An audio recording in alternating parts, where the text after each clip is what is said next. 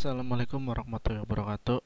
Anak-anak, kita berjumpa lagi. Kali ini Pak Haji akan membawakan kisi-kisi untuk tema 3, di mana tema 3 ini terdiri dari PPKN dengan KD atau kompetensi dasar yang harus kalian kuasai. Ini untuk PPKN KD-nya 3.2, yaitu menganalisis pelaksanaan kewajiban, hak dan tanggung jawab sebagai warga negara beserta dampaknya dalam kehidupan sehari-hari.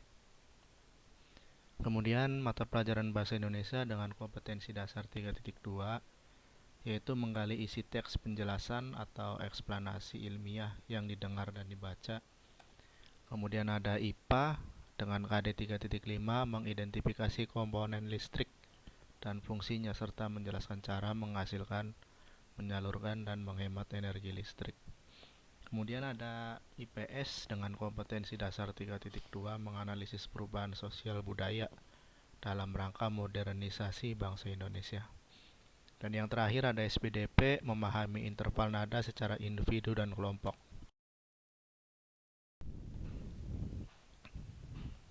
Ya, ini untuk PPKN ada hak dan kewajiban. Seperti dijelaskan bahwasannya hak merupakan sesuatu yang kita peroleh setelah melakukan kewajiban. Contoh hak sebagai siswa di sekolah adalah seperti memperoleh pendidikan, mendapat perlakuan yang baik, dinilai atas pekerjaannya. Ini contoh-contoh ya. Kalau yang diminta kecuali, ini cari yang tidak ada di sini. Kecuali itu cari yang salah. Nah, itu kecuali ya. Kalau ada kecuali, nah itu cari yang salahnya. Jangan yang benarnya. Kemudian ada kewajiban, merupakan kegiatan yang harus dilaksanakan. Kewajiban sebagai siswa, ini salah satu contohnya ya. Kewajiban sebagai siswa adalah melaksanakan piket, belajar dengan sungguh-sungguh dan sebagainya. Itu masih banyak lagi. Kemudian ada tanggung jawab yang merupakan akibat yang timbul setelah kita melaksanakan kewajiban dan memperoleh haknya. Contoh sikap bertanggung jawab di lingkungan keluarga adalah mematuhi nasihat orang tua, menjaga barang pemberian dari orang tua dan sebagainya. Ini yang di lingkungan keluarga ya. Lanjut ke IPA dengan materi listrik dan rangkaiannya. Ya, di mana rangkaian listrik itu terdiri dari dua rangkaian, ada rangkaian seri dan ada rangkaian paralel.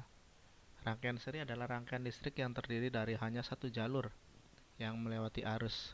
Sedangkan rangkaian paralel adalah rangkaian listrik yang terdiri dari lebih dari satu jalur untuk melewatkan arus.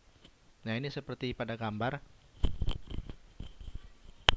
Ini dapat kita lihat ada rangkaian seri di mana sumber arus listriknya berupa batu baterai. Ada 3 box lamp. Jadi ketika saklar dihubungkan, maka arus listrik ini akan mengalir satu jalur sehingga lampu-lampu yang ada akan menyala. Nah, ini biasanya digunakan pada lampu-lampu di rumah, terus ada batu baterai. Bukan batu baterai tapi senter. Ya, pada senter baterai itu menggunakan rangkaian seri.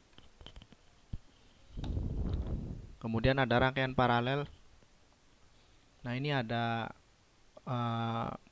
rangkaian listrik yang terdiri lebih satu jalur untuk melewati arus. Jadi bisa dilihat di sini ada 3 buah lampu dengan 3 buah saklar. Jadi ketika saklar yang dekat dengan batu baterai ini dihubungkan, maka lampu yang satu akan menyala. Tetapi lampu yang kedua dan yang ketiga tidak akan menyala. Begitupun jika saklar 2 dihubungkan, maka lampu yang menyala lampu 2 akan ikut menyala, sedangkan lampu 3 tidak akan ikut menyala. Berbeda lagi ketika semua saklar dihubungkan, maka semua lampu akan ikut menyala. Jadi seperti itu untuk rangkaian paralel. Jadi ketika salah satu saklar tidak dihubungkan, maka ada lampu yang tidak menyala. Kemudian arus listrik akan mengalir pada rangkaian listrik yang tertutup. Nah, maksudnya rangkaian listrik yang tertutup itu ya seperti tadi. Ketika saklar tersebut dihubungkan, maka arus listrik akan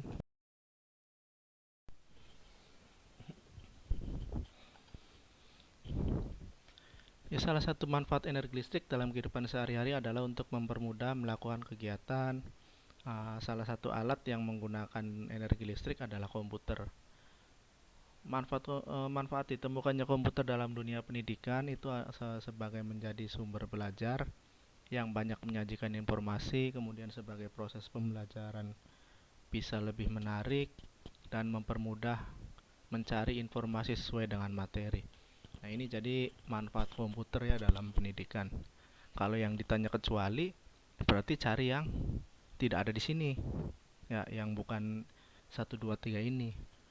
Itu kecuali kalau yang salah. Kemudian ada tokoh yang berperan penting dari Indonesia ya, yang bernama B.J. Habibie. Ini Bapak B.J. Habibie ini dia menemukan atau memiliki teori Habibie yang terdiri dari 3 macam.